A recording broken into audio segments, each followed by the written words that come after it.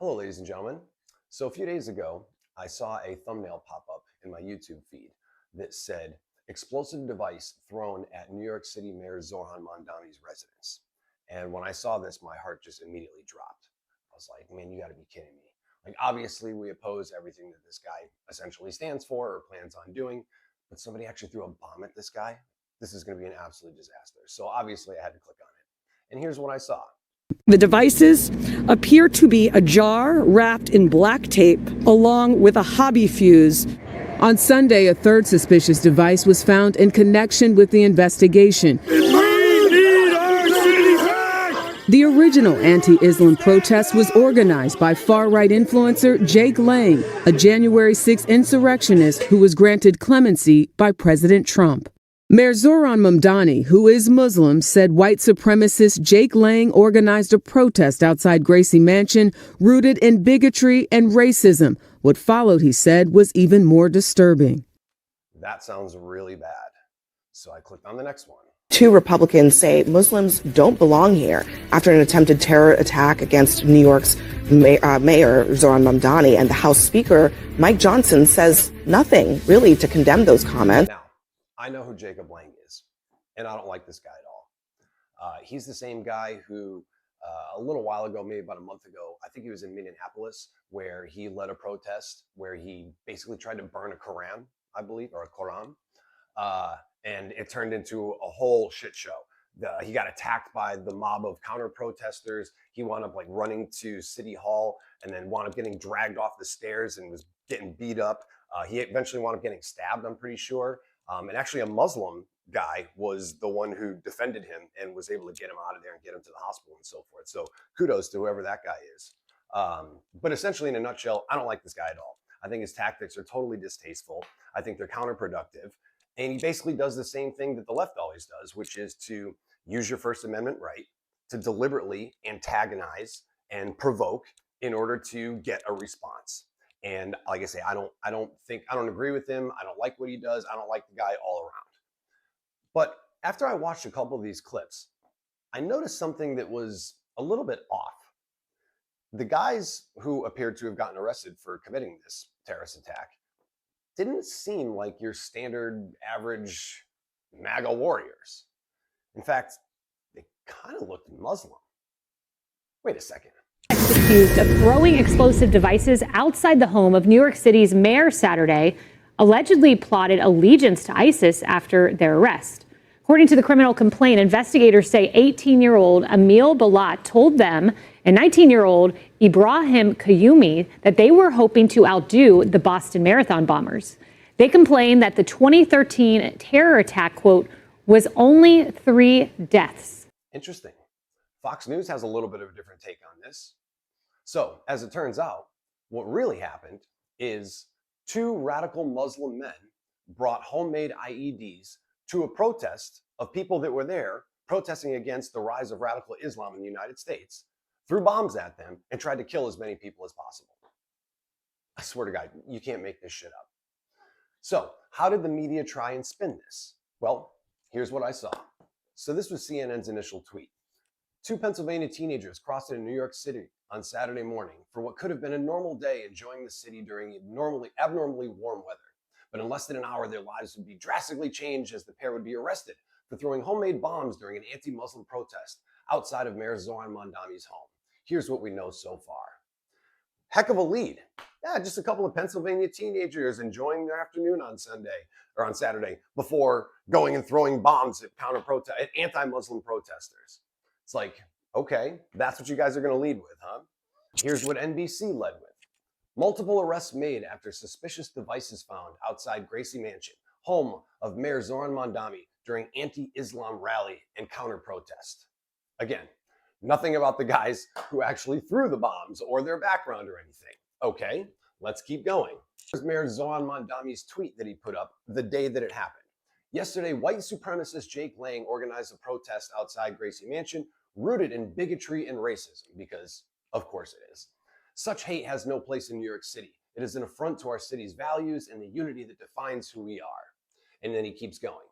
What followed was even more disturbing. Violence at a protest is never acceptable. This attempt to use an explosive device and hurt others is not only criminal, it is reprehensible in the antithesis of who we are.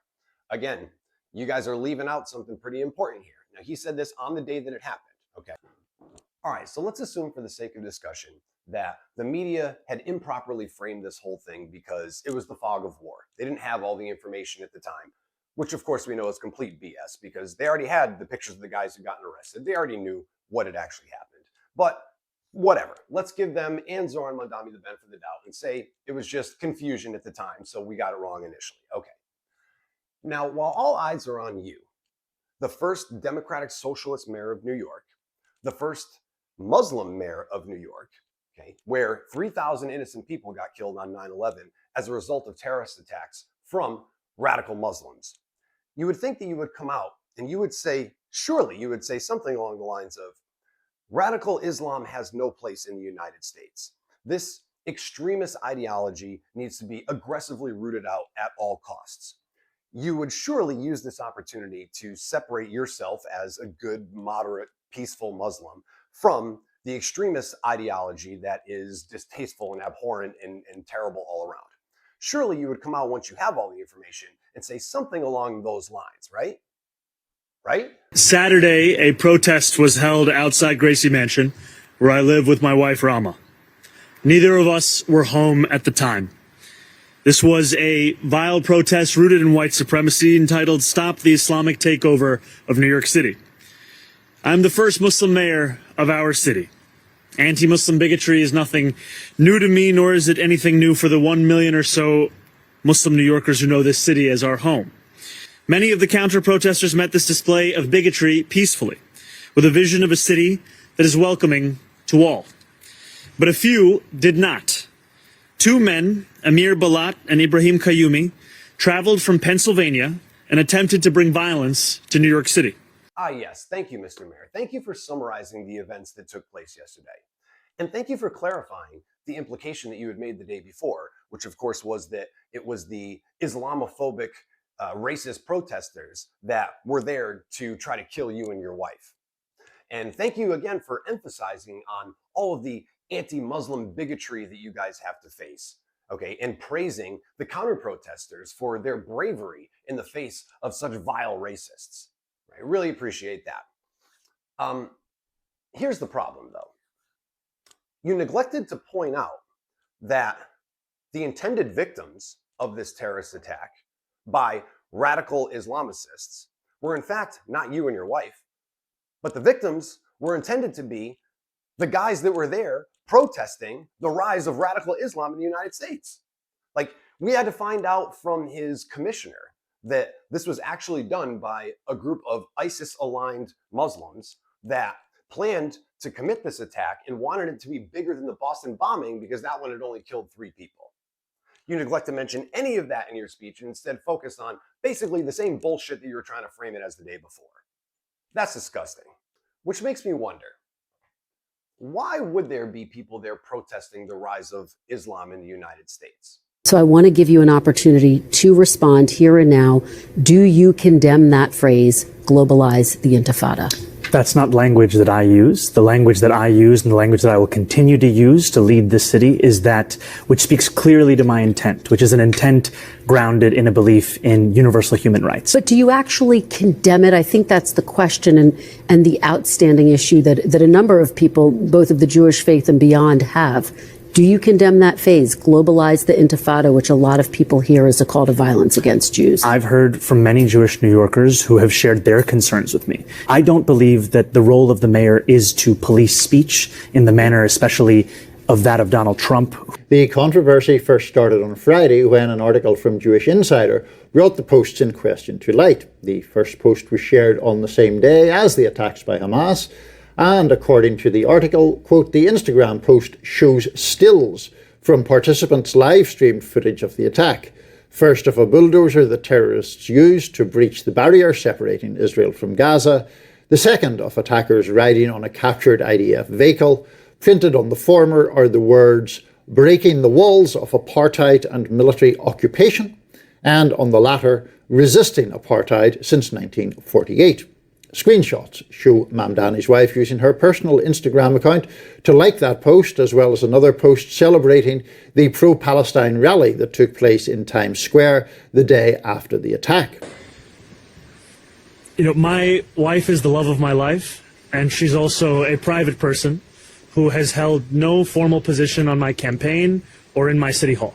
I, however, was elected to represent all 8.5 million people in this city, and I believe that it's my responsibility, because of that role, to answer any questions about my thoughts and my policies and my decisions.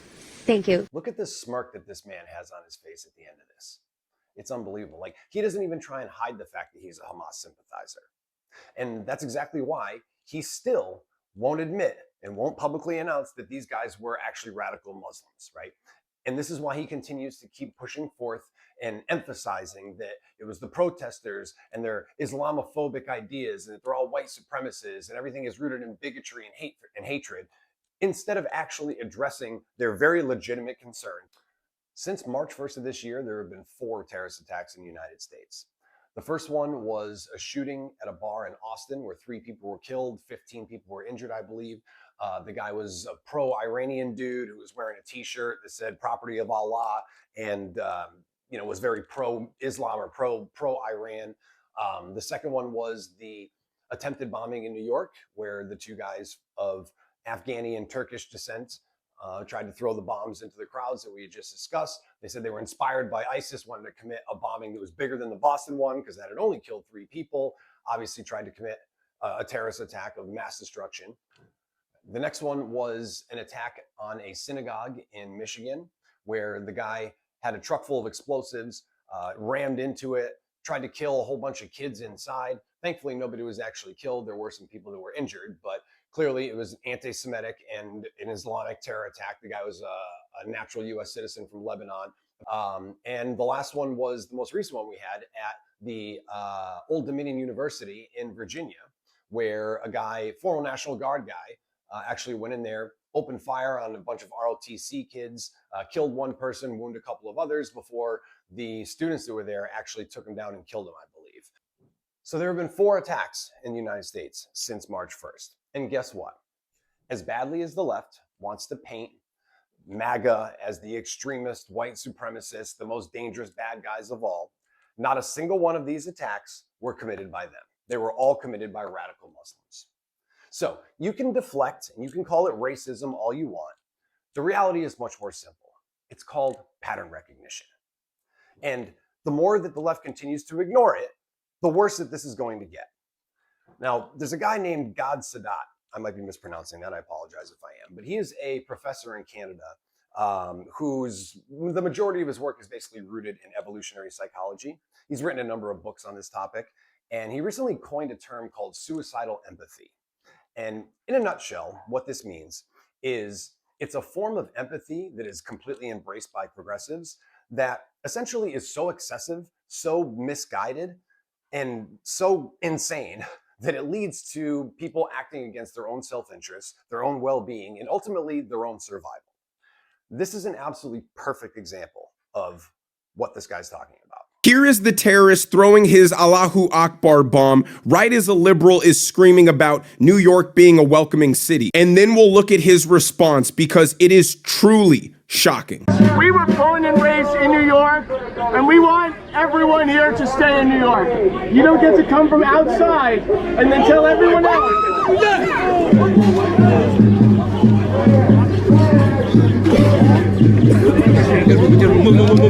So right in the middle of his be more tolerant, be more inclusive virtue signaling, an Islamic terrorist jumps on his back to throw a bomb. And his response to that extreme moment that would force any normal person to have a moment of introspection was, I was in the middle of saying, as a born and raised New Yorker, we welcome everyone in this city, when he threw that over my head. And I still stand by it. As a born and raised in New Yorker, everyone is welcome, except Chief Goat Fucker Jake Lang. Brandon absolutely nails this. In other words, progressives would literally rather commit suicide than take a moment to challenge their own beliefs, or, God forbid, admit that they were wrong and then change those beliefs. Right? This truly is suicidal empathy. And these people will continue to fight against the Western world and everything that it stands for, while they aim to remake the world in their image of an egalitarian communist hellscape. And when the day comes, or if the day comes where they are successful and they get what they want, when that bomb finally goes off next to them and kills them, or when one of their non-binary friends gets their head chopped off or thrown off a rooftop, will they admit at that point that they got it wrong? Of course not. They will do all sorts of mental gymnastics in order to explain why it was their fault and why they died for the good cause. I swear, you really cannot make this shit up. Anyways, that's all for today. Hope you guys enjoyed the video. Like, subscribe, share it with your friends, leave a comment down below. Let me know if you liked it or if you hated it, and check out my next one. Cheers, everybody.